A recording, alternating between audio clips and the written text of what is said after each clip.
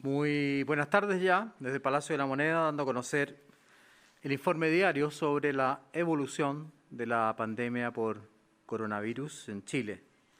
Como siempre, voy a agradecer a los canales de televisión y a las radioemisoras que a lo largo de todo Chile se conectan en forma voluntaria a esta transmisión. Agradezco también al equipo de comunicaciones de La Moneda y del Ministerio de Salud. A continuación, daré a conocer los componentes de la mesa hoy día. Nos acompaña, como siempre, la doctora Paula Daza, subsecretaria de Salud. Nos acompaña la doctora Alejandra Pizarro, del Ministerio de Salud, encargada de epidemiología. Y nos acompaña el doctor Rafael Arauz, asesor de la Subsecretaría de Salud Pública en temas también de epidemiología y variantes, vacunas, etcétera. Nuestro equipo, como ustedes ven, es muy poderoso. La doctora Pizarro es una gran especialista, reconocida, Rafael también, y obviamente que siempre cuento con el apoyo y agradezco el trabajo de la doctora Paula Daza. A continuación, daré a conocer ahora el reporte diario de casos en Chile. En el día de hoy, la Red Nacional de Laboratorios ha informado el resultado de 73.134 test entre PCR y test de antígeno, con 5.208 casos nuevos, más de 1.000 casos menos que hace una semana atrás y con una positividad de PCR del 6,86%.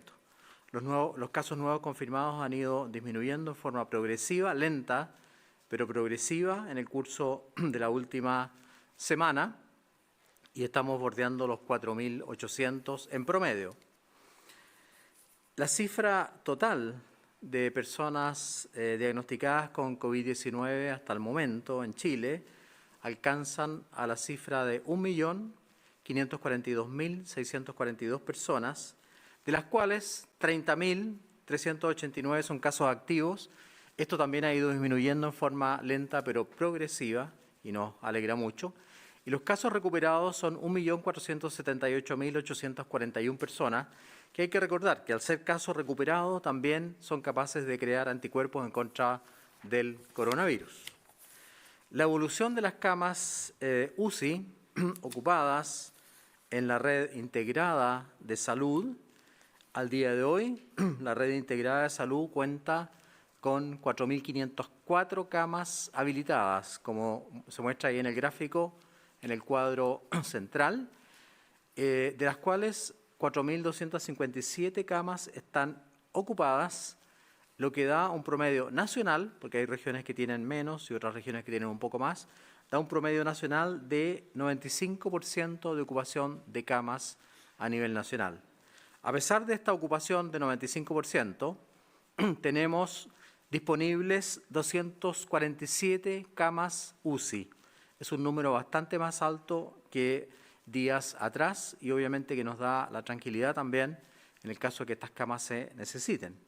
Ahora, de estas unidades ocupadas hay que rescatar o resaltar que 3.091 corresponden a pacientes con coronavirus, y el 85% de estos 3.091 están ventilados. O sea, hay una gran cantidad de pacientes, un 15%, que ya no está ventilado. Y además de eso, el número de pacientes no COVID, que están en amarillo, alcanza a 1.166 pacientes no COVID, grupo en el cual sí hemos demostrado o encontrado un aumento progresivo de casos. ¿Por qué? Porque se están atendiendo justamente pacientes no COVID en lista de espera, GES, auge. Los ingresos a UCI por pacientes COVID, aunque muestran una leve disminución de 184 en promedio de la media móvil de 7 días, esto no es en el día de hoy ni de ayer, es un promedio móvil de 7 días, muestra una leve disminución, pero todavía no nos deja tranquilos. Hay que recordar que a comienzos de abril, el 10 de abril, entre el 30 de marzo y 10 de abril, tuvimos una cantidad mucho más importante de ingresos en promedio de 7 días móviles. alcanzamos a 237 y ahora estamos en 184. Afortunadamente se nota una disminución. También quiero destacar que en el día de hoy el Departamento de Estadísticas de Información del Ministerio de Salud, DEIS, reportó desgraciadamente, y lo lamentamos muchísimo, 151 pacientes fallecidos en las últimas 24 horas, con lo cual el total de pacientes fallecidos con PCR positiva alcanza la cantidad de 32.163 pacientes fallecidos en Chile durante toda la pandemia. Y esto obviamente que lo lamentamos profundamente, le enviamos condolencias a todas las familias que han perdido familiares, amigos en esta lucha en contra de la pandemia. Además quiero mostrar la relación que se produce entre pacientes vacunados y no vacunados en su ingreso o en su ocupación de camas UCI. De cada 100.000 personas, de cada 100.000 habitantes, durante la última semana, voy a poner como ejemplo el grupo etario entre 51 y 60 años, el 29,9, o casi 30 personas en realidad, ingresan a UCI por 100.000 habitantes cuando no tienen su esquema completo. En cambio, si tienen su esquema completo, en ese grupo etario solo ingresa el 1,8 por 100.000 habitantes. Noten la diferencia. 30 por 100.000 habitantes no vacunados en el grupo de 51 a 60 años y solo 1,8 no en el grupo de 50 a 60 años con esquema completo. Es decir, la vacuna protege enormemente a los que están vacunados para evitar justamente su ingreso a la unidad de tratamiento intensivo. Con respecto a las residencias sanitarias, disponemos actualmente de 204 recintos de hospedaje con 15.001 camas totales y con una ocupación del 59%. Tenemos camas disponibles, más de 4.000. Esto también es un índice que es satisfactorio. Sin embargo, nosotros siempre ofrecemos a las personas que no pueden hacer el aislamiento en sus casas, ir a residencias sanitarias. Recordar que estas residencias son gratuitas, no tienen costo y que además en la residencia sanitaria hay un control de los signos vitales, de la saturación, hay atención de salud. Por lo tanto, nosotros le rogamos a la gente que no puede ser bien atendida en su hogar, que vaya a una residencia sanitaria como corresponde. En el reporte de hoy, a nivel nacional, se observa una caída del 26% de los casos a nivel nacional, tanto a 7 como a 14 días.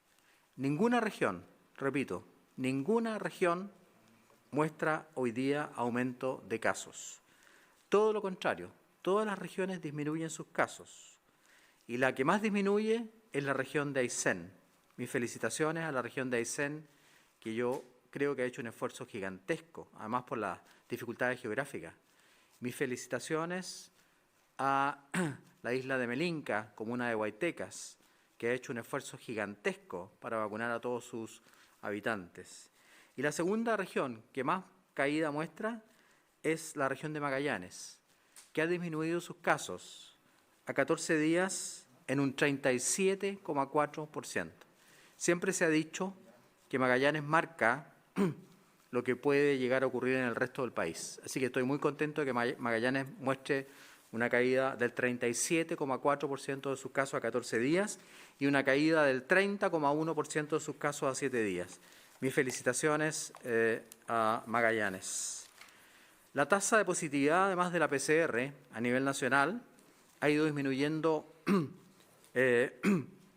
lentamente, pero constantemente, y en este momento la tasa de positividad a nivel nacional es de solo un 6,9%. La positividad es un índice que nos da cierta tranquilidad y que obviamente es muy importante destacarlo. Hay que recordar que en junio del año pasado la positividad llegó casi al 40% o al 40%.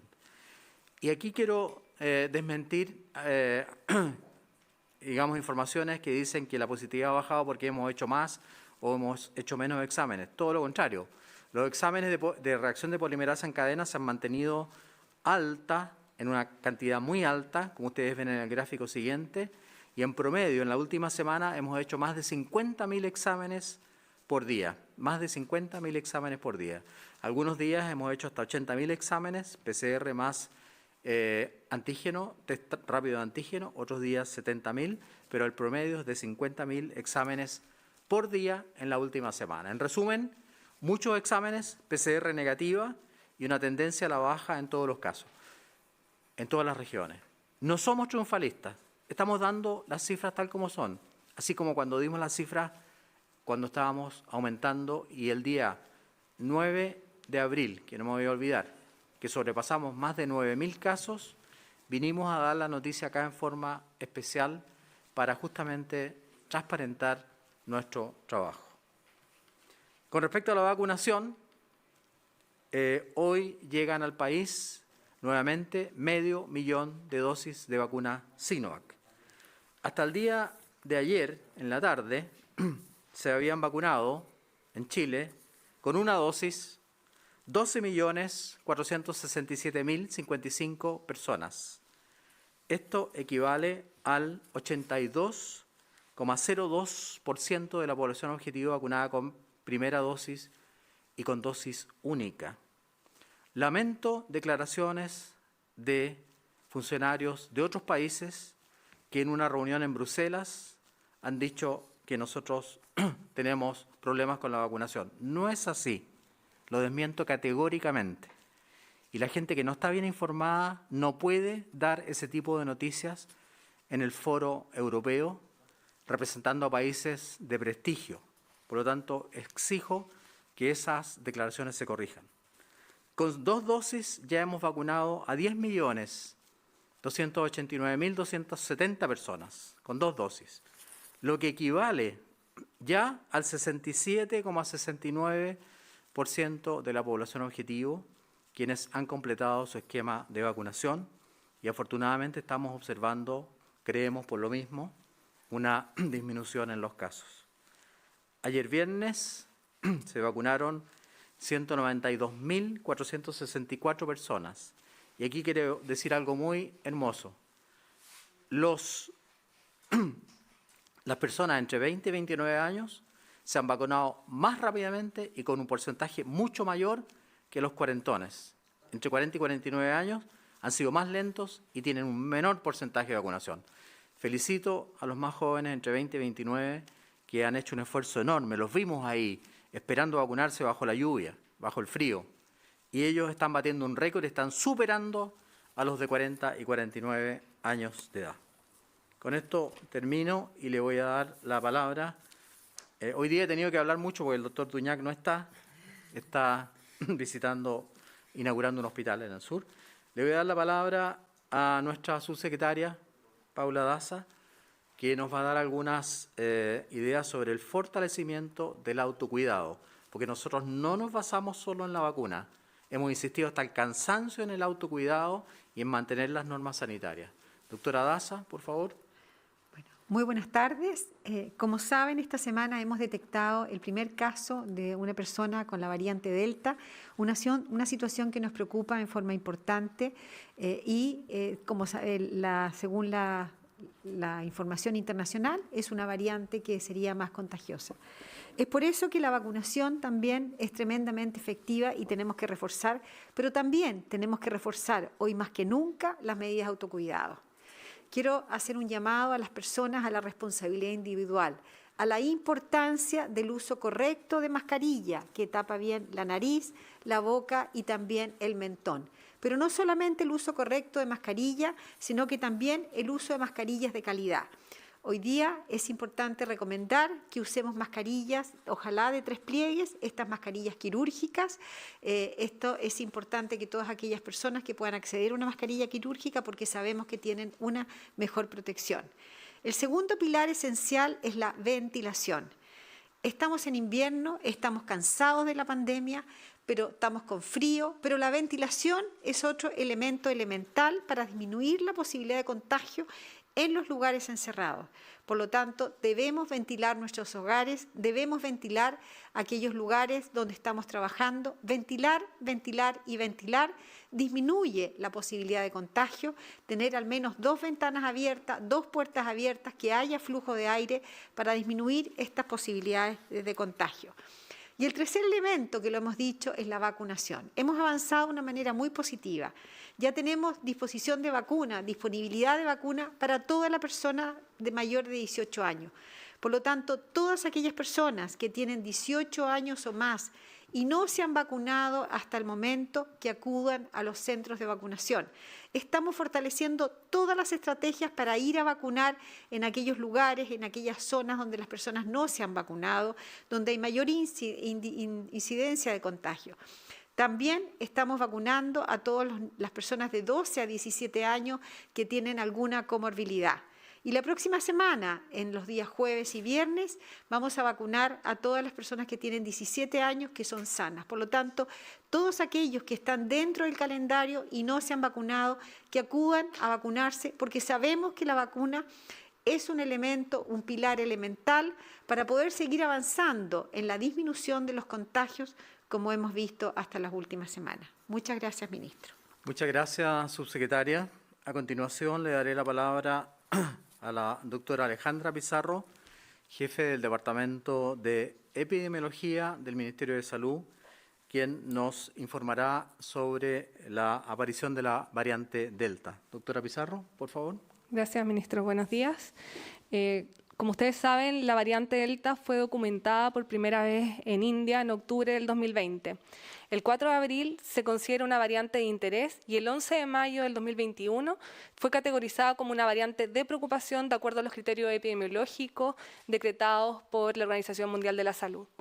Hoy es una variante que está presente en 85 países y los antecedentes indican que es una variante asociada a una mayor transmisión tanto en RE como en tasa de ataque secundario. Primero que todo, quisiera insistir en la importancia del resguardo de la confidencialidad de datos sensibles en salud, lo cual es parte de la Ley de Derechos y Deberes de los Pacientes y que nosotros, como personal de salud y como autoridad, debemos respetar siempre.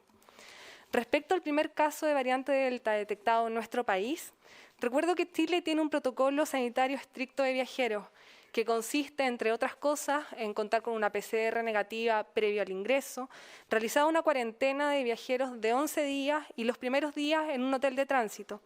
No obstante, existen causales de excepciones que pueden ser humanitarias o sanitarias y es potestad de la autoridad sanitaria regional determinar el lugar de la cuarentena según el artículo 22 del Código Sanitario. Como dije ayer, de acuerdo al protocolo y a lo referido por la Seremi de Salud de la región metropolitana, la persona llegó a Chile el 4 de junio con una PCR negativa. Se tomó una nueva PCR en el aeropuerto de acuerdo al protocolo de VAC del Aeropuerto Internacional Arturo Merino Benítez.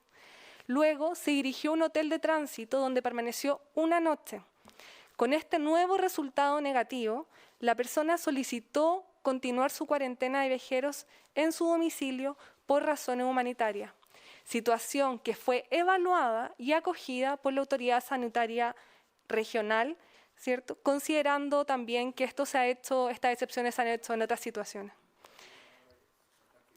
Con la instrucción estricta de que la paciente debía o que la persona debía continuar su cuarentena en domicilio sin salir de ahí ni recibir visitas. Se trasladó a su domicilio en la región del Maule, donde, de acuerdo a la información entregada por la Seremi de Salud de la región, se mantuvo en cuarentena bajo seguimiento de viajeros por parte de la Seremi de la región del Maule. De hecho, recibió 5 llamados de efectivo en ese periodo. Y además, el día 12 de ese mismo mes, durante una visita domiciliaria previo al término de su cuarentena, se le tomó un antígeno que resultó positivo. Como resultó positivo, se envió inmediatamente a residencia sanitaria, se testeó con una PCR, cuya resultado evidentemente resultó positivo y se envió inmediatamente a secuenciar al ISP. La persona estuvo en residencia sanitaria hasta el día 22 de ese mes. Durante el periodo presentó solo 3 días síntomas leves.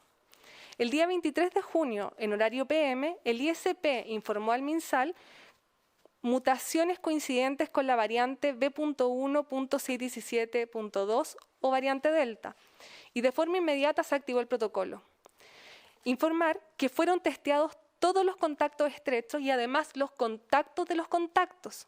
De todos los contactos estrechos se enviaron a secuenciar 2 muestras PCR positivas, los cuales no lograban amplificar porque tenían CT de 34 y 33, lo cual es muy alto. Eso significa, de acuerdo a la información entregada por el Instituto de Salud Pública, que es muy poco probable que hayan tenido variante Delta. Siguiendo con la permanente estrategia de investigación epidemiológica, hoy se envió a secuenciar una muestra de otro contacto estrecho PCR positiva para determinar si hay mutaciones coincidentes con la variante Delta, cuyos resultados se entregarán oportunamente a la persona involucrada como corresponde, de acuerdo a la Ley de Derechos y Deberes de los Pacientes. Es muy importante señalar que el resto de los contactos estrechos y los contactos de los contactos 13 hasta ahora resultaron todos con PCR negativa. La Autoridad Sanitaria Regional sigue recabando antecedentes y analizando en conjunto con el MinSal todos estos antecedentes. En cuanto se tengan noticias, será informado. Quisiera recordar que el Ministerio de Salud aplicará sumario administrativo y sanitario si se detectan incumplimientos de los protocolos, tal como se ha realizado en otras situaciones. Muchas gracias, doctora Alejandra Pizarro, por su excelente explicación. Espero que con esto algunas autoridades entiendan la situación. Nosotros hemos hecho todo el esfuerzo y lo seguiremos haciendo, y creo que queda muy claro con su explicación. A continuación hemos invitado, como ya dije al comienzo, al doctor Rafael Araoz, que nos va a presentar su informe sobre la efectividad de las vacunas que estamos aplicando en Chile. Muchas gracias, doctor Araoz. Hola, ministro, subsecretaria, doctora Pizarro. Hola a todos y a todas. Antes de discutir los resultados del tercer reporte de efectividad, quiero contextualizar un poco el avance del programa, fortaleciendo y confirmando un poco lo que dijo recién el ministro. Han habido interpretaciones que son erradas y parte de la comunicación de riesgo es aclararlas. Es súper importante mencionar que en la medida que se fue avanzando en la cobertura del programa, es decir, gente que estaba completamente inmunizada, fuimos observando un cambio notable en las personas que se enfermaban de COVID, y actualmente gran parte de las personas que hacen la infección corresponden a personas jóvenes no inmunizadas, es decir, que no han recibido la vacuna o que han recibido una dosis o todavía no se encuentran dentro del periodo de protección.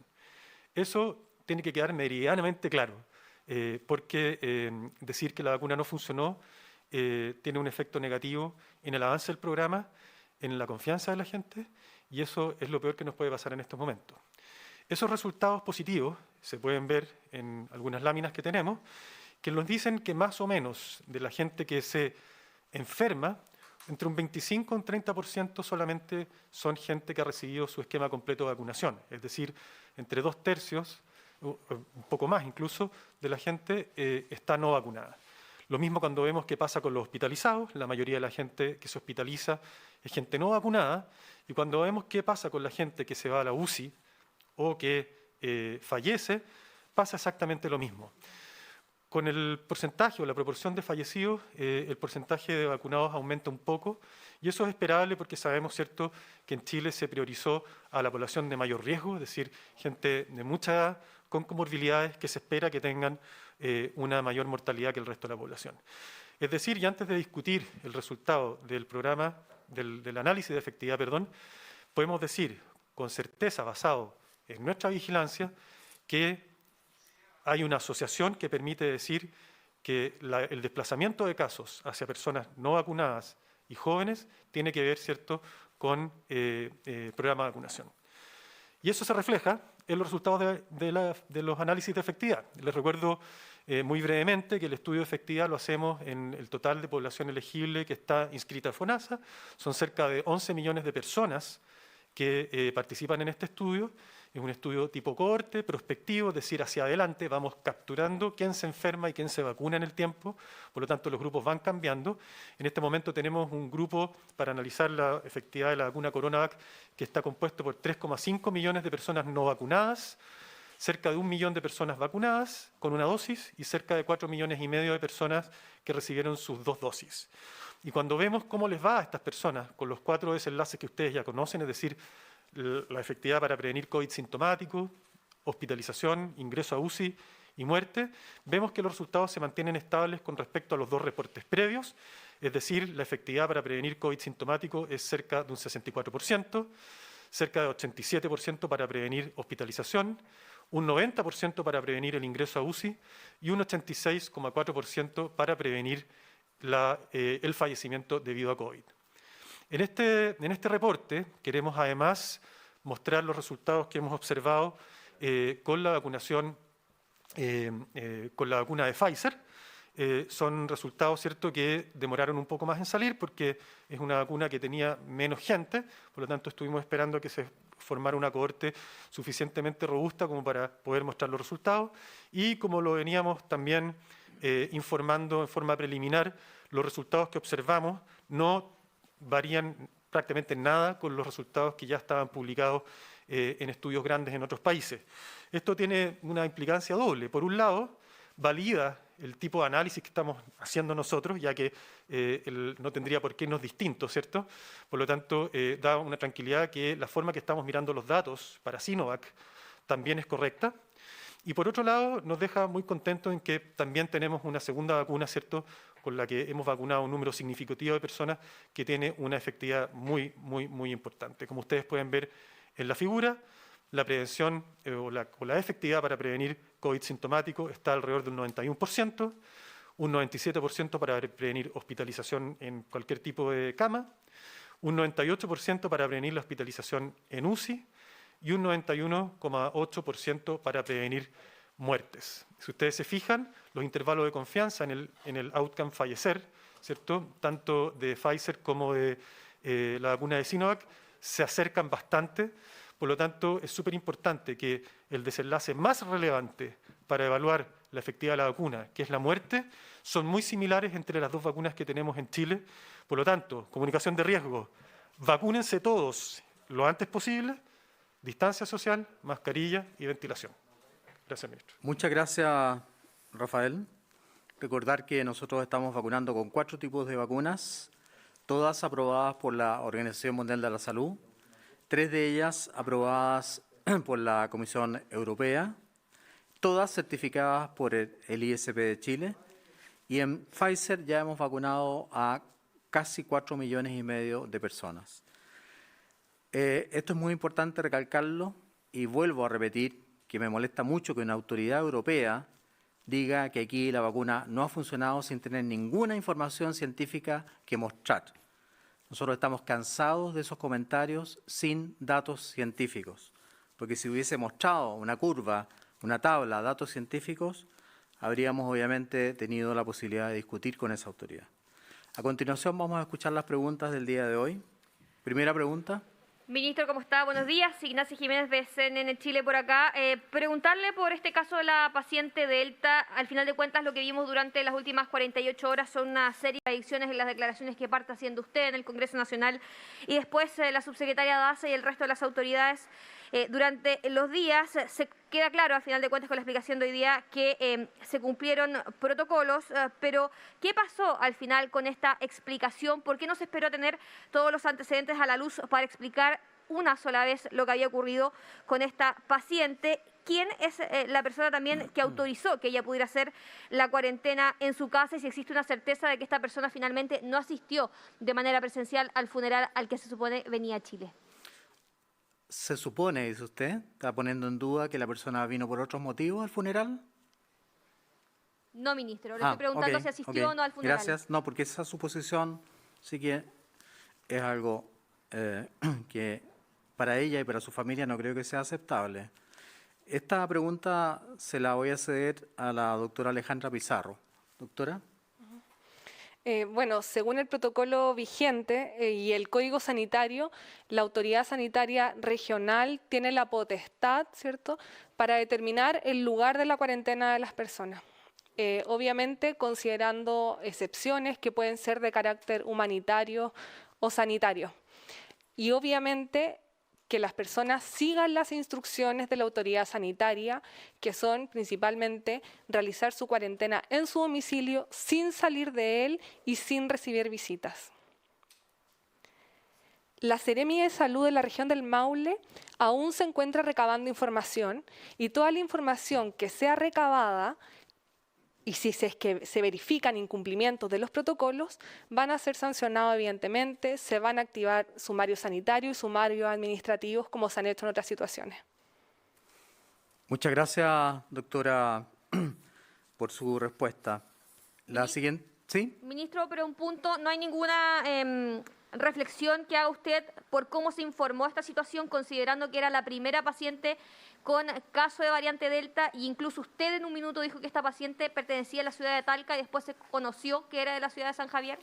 Bueno, la primera información era que ella viajó a la ciudad de Talca. Como ha dicho la doctora Pizarro, los datos de los pacientes para nosotros son datos sensibles.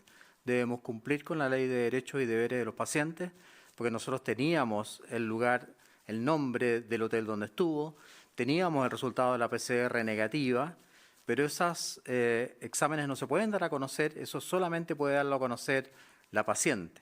Entonces, cuando una autoridad comunal dice que no estuvo en hotel, que no se hizo la PCR en el aeropuerto, está faltando la verdad, pero ¿qué nos piden los periodistas? Muestren la PCR, muestren el examen, y no podemos. Eso tiene que mostrarlo la paciente. Si la paciente quiere mostrar sus exámenes, tiene todo el derecho y la libertad. Nosotros como autoridad sanitaria no podemos mostrar los exámenes. Ya en el pasado, algunas autoridades han cometido ese error y obviamente que nosotros no compartimos esa conducta. Y lo ha dicho la doctora Pizarro, si la persona no cumplió, es responsabilidad también individual de la persona. Por lo tanto, la investigación continúa y si la persona no cumplió, obviamente que será sometida a un sumario sanitario, pero nosotros confiamos en las personas. Ella vino al funeral de su padre y esa es una razón humanitaria muy importante.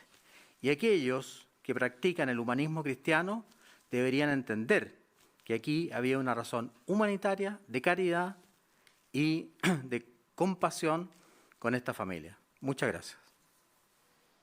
Sí, buen día, autoridades. Diego Muñoz por acá de Radio Bio Bio.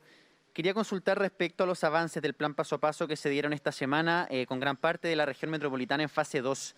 ¿Qué señal se busca dar con esto, anunciándolo justo el día que se confirma la llegada de la variante Delta al país?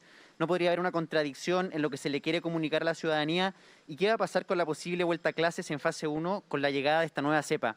Y agregarle otra pregunta, ministro. Hoy la Corte Suprema declaró admisible un recurso de protección en su contra, haciendo alusión a la vulneración de la igualdad por los beneficios entregados por el pase de movilidad a quienes han terminado su proceso de vacunación, ya que este es un proceso voluntario, según se dice ahí.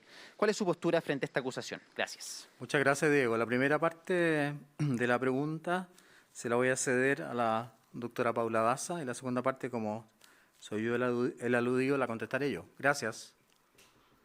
Bueno, en relación al paso a paso y los avances y retrocesos en las comunas, nosotros hemos ido evaluando la situación epidemiológica en nuestro país.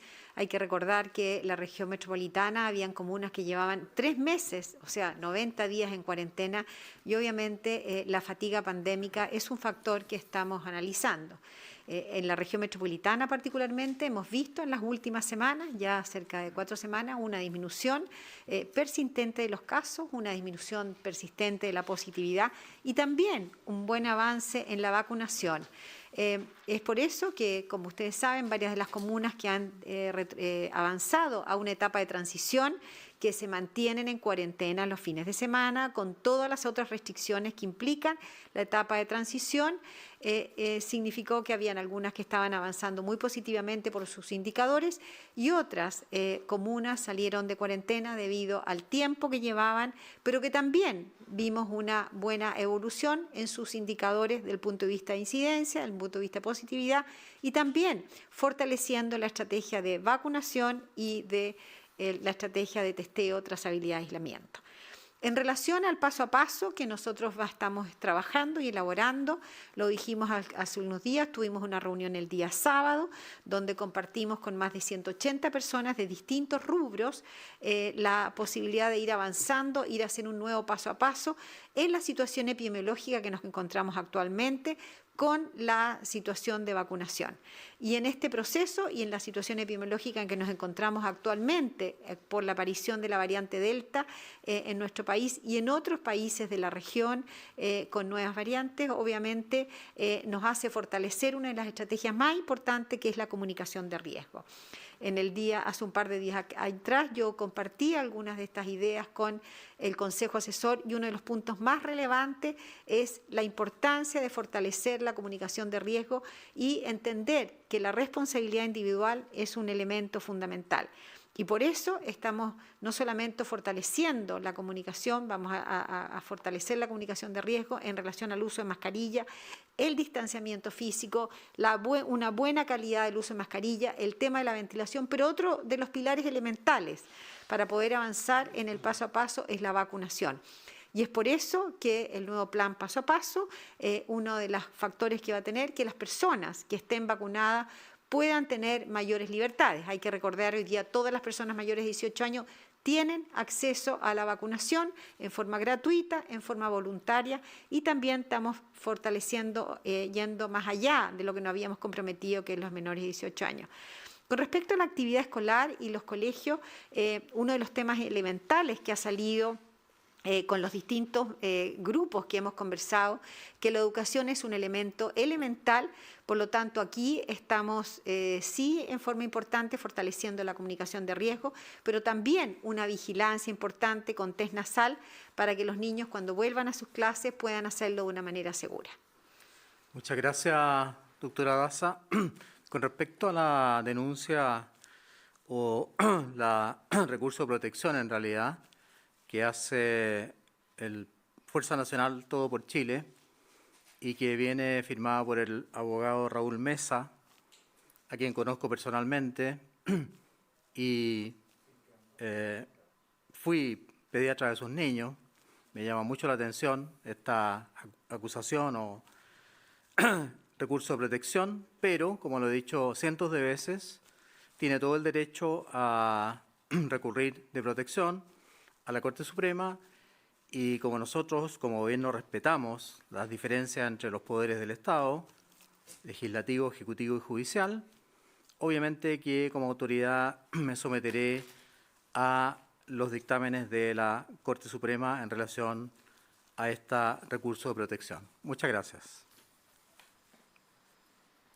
Siguiente pregunta, por favor. Muy buenas tardes, Roberto Carrasco de Canal 13. Quisiera consultarles con respecto a esta situación ya confirmada de la presencia de la variante Delta en el país. ¿Se sabe cuál es la efectividad actual de las vacunas, principalmente de Sinovac? Y con respecto a esto, ¿se acelera la posibilidad de lo que ya habíamos conversado anteriormente de una posible tercera dosis de vacuna Sinovac y también, en el caso de que sea necesario, Pfizer? Gracias. Muchas gracias por la pregunta. Va a contestar el doctor Rafael Arauz. Nosotros hace pocos minutos atrás mostramos un mapa de todo el mundo. Hay más de 80 países donde está presente la variante Delta. 80 países. Entonces, cuando nosotros tenemos la variante Delta, que es una variante de preocupación, y yo mismo lo dije en el Congreso, que es mucho más infecciosa, por así decirlo, obviamente que estamos preocupados. Y vamos a seguir preocupados. Pero esta paciente fue detectada gracias a nuestro sistema de detección.